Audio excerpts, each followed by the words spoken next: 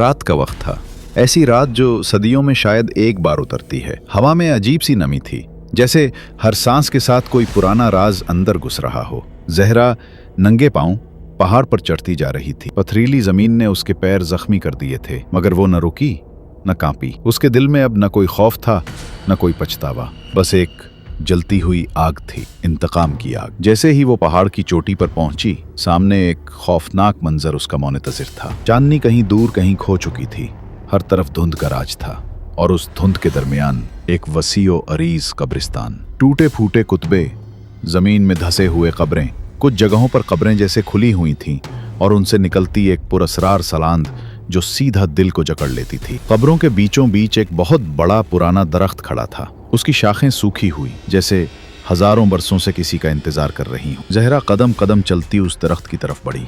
जमीन पर बिखरी सूखी हड्डियां उसके पैरों तले चटकने लगीं। हवा में सिसकियां थीं, मगर कोई दिखाई न देता। जब वो दरख्त के नीचे पहुंची तो अचानक एक तेज झोंका आया, इतना शदीद कि जहरा को अपने आप को संभालने में मुश्किल हुई। दरख्त की जड़ों के दरमियान एक गहरी दरार थी, और उस दरार से कोई पुरअसरार रोशनी निकल रही थी, सुर्ख धड़कती हुई, जैसे दिल की धड़कन।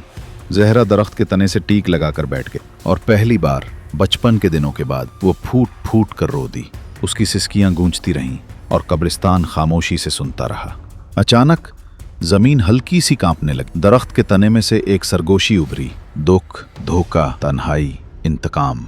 जहरा ने चूक कर इधर उधर देखा, मगर कोई न था। क्या तुम तैयार हो? वही सरगोशी, अब और ज्यादा करीब से। जहरा ने खौफजदा मगर मजबूत लहजे में कहा, तैयार हूं। रोशनी तेज हो गई। दरख्त की जड़ों से सियाह धुआं उठने लगा, धुआं जिसमें अजीब अजीब चेहरे बनने और मिटने लगे। फिर अचानक एक साया सामने आया, लंबा कद, काली चादर में लिपटा हुआ, आंखें सुर्ख जैसे खून से भरी हों। अगर तुम ताकत चाहती हो, साया बोला, तो कीमत चुकानी पड़ेगी। जहरा ने बगैर झुझके कहा, सब कुछ देने को तैयार हूं। साया खामोश रहा, फिर आहिस्ता आहिस्ता उसके गिर्द घूमने लगा। उसके कदमों से जमीन में दरारें पड़ने लगी। याद रखो, साया की सरगोशी जहरा के कानों में पिघलती है। चली गई। ताकत कभी मुफ्त नहीं मिलती। फिर अचानक साया जहरा के जिस्म में तहलील हो गया। एक झटके के साथ जहरा चीखी, उसका पूरा जिस्म कांपने लगा।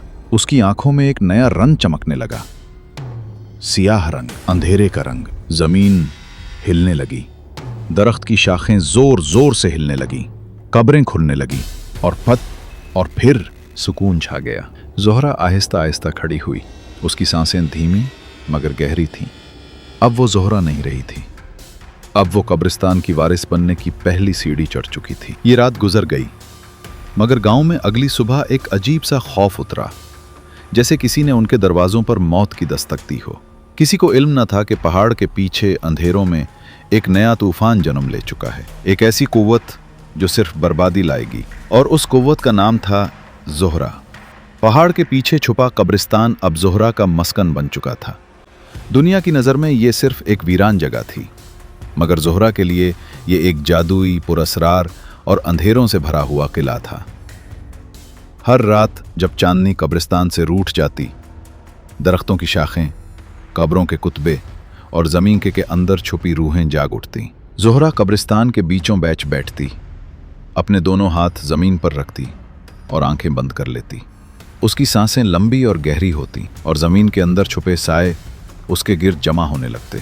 कभी कोई बोसीदा हड्डियों वाला साया, कभी कोई काले धुएं की शक्ल में मखलूक, और कभी कोई सरगोशी करता हुआ साया, सब उसके कदमों में झुकने लगे।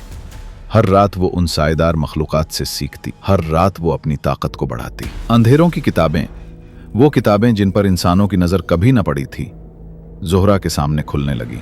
वो पढ़ती काले जादू के अल्फाज, पुराने अहद के कसमनामे, इंसानों को बेबस करने के मंत्र। उसकी आंखें पहले की तरह मासूम नहीं रहीं, अब इनमें एक सुनसान गहरा अंधेरा था, ऐसा अंधेरा जो देखने वाले की रूह को चूस ले। कई दिन गुजरे, गांव में अजीब-ओ-गरीब वाकयात शुरू हो गए। बकरियां अचानक मर जाती, पानी कीनुओं में काला हो जाता, और बच्चों के ख्वाबों में एक सियाह साया आने लगा। लोगों ने बुजुर्गों से रुजू किया, बुजुर्गों ने सर झुका लिया, उनके पास अब कोई जवाब न था। एक रात ज़ोहरा ने पहला कदम उठाया। वो कब्रिस्तान से निकली, काले लिबास में लिपटी हुई, चेहरे पर हल्की हल्की दुराड़ें, जैसे सदियों पुरानी कोई मूर्ति हो। उसकी आंखों से सियाह रोशनी निकल रही थी, उसकी सांसों में मौत की खुशबू थी। वो गांव की तरफ बढ़ी। हर कदम पर उसके पीछे छोटे छोटे साए रेंगते चले आए, अंधेरों के कासिद, उसके गुलाम। जब वो गांव की हुदूद में दाखिल हुई, हवा रुक गई, कुत्ते भौंकना बंद कर गए, चराग एक एक करके बुझने लगे। और फिर ज़ोहरा ने अपना पहला जादू किया। एक जवान लड़के फहद पर फहद, जो कभी बचपन में ज़ोहरा पर हंसा करता था, उस रात वो अपने घर के आंगन में बैठा था जब अचानक एक साया उस पर छा गया। उसके जिस्म में ठंड भरी कपकपी दौड़ गई, उसके होंठों पर बोल रुक गए, उसकी आंखें पथरा गईं। और फिर बगैर किसी वजह के फहद चीखते चीखते जमीन पर गिर पड़ा। जब लोग दौड़े आए, उन्होंने देखा फहद की आंखें सफेद हो चुकी थीं और उसकी जबान से सिर्फ एक लफ्ज निकल रहा था, मलका, मलका ज़ोहरा। गांव वाले दहिल गए।